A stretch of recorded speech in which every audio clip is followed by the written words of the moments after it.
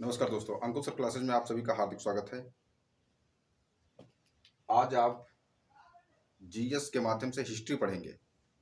सामान्य अध्ययन के अंतर्गत आपको इतिहास में बताया जाएगा कि हड़प्पा सभ्यता के बारे में। आइए जानते हैं कि हड़प्पा सभ्यता का इसका नामकरण क्या था।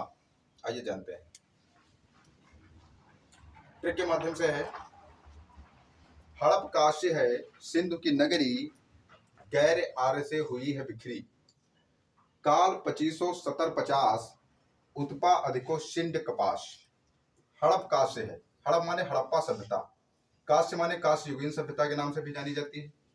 सिंधु माने सिंधु घाटी सभ्यता के नाम से जानी जाती है। नगरी माने प्रथम नगरीय सभ्यता इसको माना जाता है। गैर आर्य से हुई है बिखरी माने आर्य पूर्व सभ्यता इसको कहते हैं, और गैर आर्य सभ्यता के भी नाम से जानी जाती है। काल 2570-50 माने इसका जो समय था वो 2500 बीसी से लेकर 1750 बीसी, कहीं कहीं पर इसको 2300 बीसी भी लिखा गया है। तो ऑप्शन के हिसाब से आप कर लेंगे। यहाँ 2500 की जगह पर हम 2300 भी कर सकते हैं, माने 2300 बीसी से लेकर 1750 बीसी तक मान सकते हैं इसको। और आगे कहा जाता है उत्पा अधिको शिंड कपास। अत्यधिक उत्पादन किस फसल का होता था? तो कपास का होता था। और सिंडन इसका नाम किसने दिया था? यूनानी और ग्रीकों ने कपास को सिंडन कहा, यह था। अब आता है हड़प्पा सभ्यता का भौगोलिक विस्तार कि पूर्व में कहां तक फैली हुई थी, पश्चिम में कहां तक फैली हुई थी, दक्षिण में आपकी कहां तक फैली हुई थी, और उत्तर में कहां तक फैली हुई थी। तो आइए जानते हैं। हिंड का आलम पूरब मेर, दक्षिण दय मह गोदावरी, पश्चिम सुतका दासकबलू, उत्तर मांडा चने जम्मू। हिंड माने हिंडन, अर्थात हिंडन एक नदी है। आलम माने आलमगीरपुर स्थान है पूर्वी क्षेत्र में, और जो आलमगीरपुर है ये मेरठ में पड़ता है। आइए विस्तृत चर्चा करते हैं इसकी। हड़प्पा सभ्यता में जो पूर्वी क्षेत्र था वो आलमगीरपुर था, जो कि अपने मेरठ उत्तर प्रदेश में पड़ता है, और हिंडन नदी है यहाँ पर। दक्षिणी क्षेत्र जो है दक्षिण दय मह गोदावरी, दक्षिण दय मह गोदावरी, और पश्चिम सुतका दासकबलू, उत्तर मांडा चने जम्मू। तो दक्षिण में दैमाबाद जो आपका महाराष्ट्र में पड़ता है, और नदी है गोदावरी।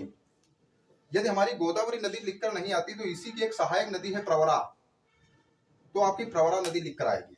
याद रखिए कि दक्षिणी क्षेत्र में दैमाबाद है, दादा याद रखिए, दादा, दा से दक्षिण और दा से दैमाबाद। तो दक्षिणी क्षेत्र में दैमाबाद महाराष्ट्र में पड़ता है, गोदावरी नदी है, ठीक है। और हड़प्पा सभ्यता का जो पश्चिमी क्षेत्र है वो सबसे पश्चिमी एरिया जो था वहां का वो था आपका सुत कांगडोर था। ये बलूचिस्तान में पड़ता है, और यहाँ पर एक नदी थी दास्क नदी बताएंगे आप। और उत्तरी क्षेत्र में मांडा, उत्तर मांडा चने जम्मू।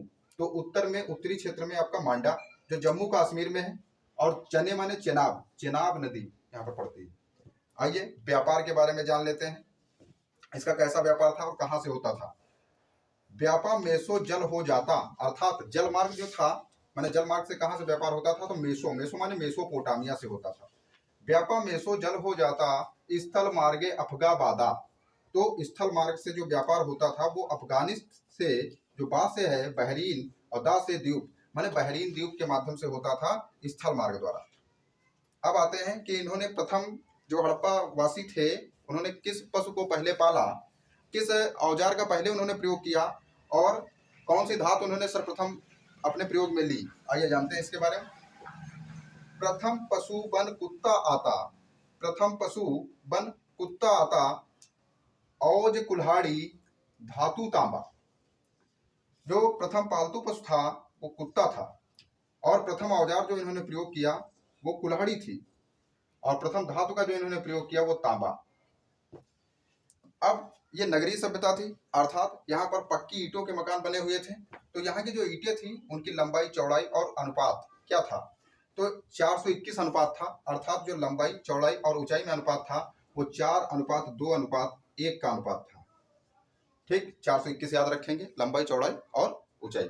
ठीक, अब आता है नदियों के नाम, और बहुत ही इंपॉर्टेंट प्रश्न बनता है आपका यहाँ से, और नदियां पूछी भी जाती है। आइए जानते हैं क्या है नाम। शदानी गंडक, गोमल गोम, कुभा काबुले, बिता झलो। अस्क चिनाबे परसुई राग विपा व्यास सुवस्तु स्वाद। सतु है सतलज सुषमोहान, ऐसे होते नदी के नाम। सदानी गंडक माने सदा नीरम, जिसको हम गंडक के नाम से जानते हैं। गोमल को हम गोमती के नाम से जानते हैं, गोमल गोम है। कुभा, कुभा को हम काबुल के नाम से जानते हैं। बिता माने बितिस्ता, इसको हम झेलम के नाम से जानते हैं। किस नाम से? झेलम के नाम से।